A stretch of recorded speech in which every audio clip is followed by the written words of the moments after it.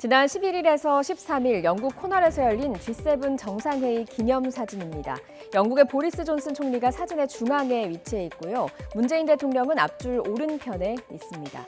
왼쪽부터 좀 다시 한번 살펴볼까요?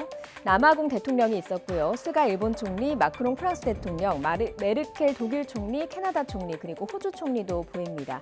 미국의 바이든 대통령은 오른쪽 앞줄의 맨 끝에 서 있습니다. 문재인 대통령은 호주, 남아공, 인도 정상과 함께 G7 정상회의에 초청을 받았죠. 정부는 대한민국의 위상이 격상됐다는 걸 보여주기 위해서 이 기념사진을 소셜미디어에 올렸습니다. 그런데 앞서 본 기념사진과 어딘가 조금 다른 점이 있습니다. 비교를 한번 해보죠. 정부가 계정에 올린 사진에는 가장 왼쪽 앞줄에 서 있던 남아공 대통령이 없습니다. 원본에 비해서 문 대통령이 비교적 사진의 중심에 가 있게 되다 보니까요. 의도적으로 편집한 것이다라는 의심과 외교적인 결례다라는 지적이 잇따랐습니다.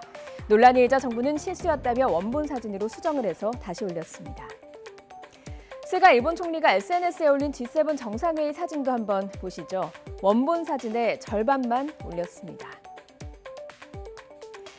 13명이 사진을 찍었지만 스가 총리 SNS에는 7명만이 있었습니다.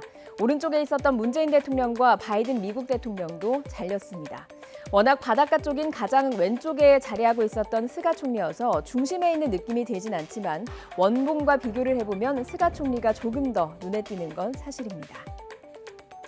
그런데 지난 2018년 G7 정상회의 후에도 비슷한 뒷얘기가 있었습니다. 각국 정상이 분명 같은 상황의 다른 사진을 자신의 SNS에 올린 겁니다. 2018년 G7 정상회의에선 보호무역을 두고 트럼프 미국 대통령과 나머지 6개 국가 수장이 대립했습니다. 당시 메르켈 독일 총리가 자신의 트위터에 올린 사진인데요. 이 사진에서 반트럼프 진영의 수장은 메르켈처럼 보이죠.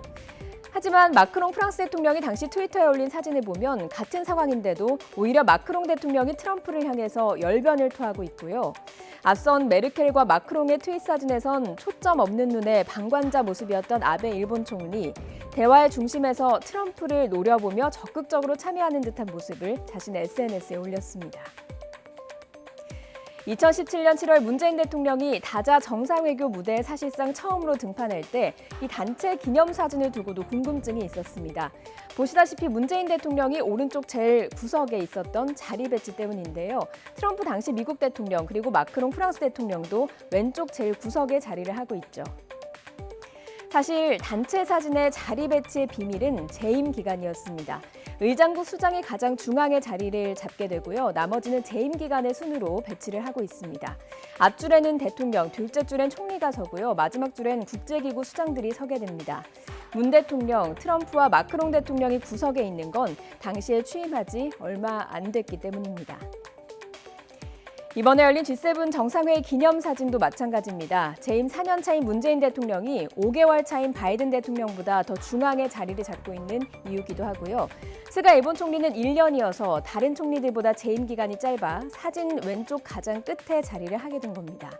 각국 정상들의 만남은 메뉴부터 만남의 순서 또 자리 배치 등 모든 것을 두고 여러 해석을 낳곤 하지만 알고 보면 외교적인 관례와 기준을 갖고 있습니다. 또 같은 상황 다른 사진을 쓰는 각국의 마음은 그만큼 국제무대에서 활약했다는 걸 자국 국민에게 보여주고 싶은 결과가 아닐까 싶은데요. 사진과 함께 외교적인 관례와 기준에 따른 자리 배치라는 단순하고 명쾌한 설명을 달아준다면 앞으로 불필요한 오해와 억측은 사라질 수 있을 것으로 보입니다.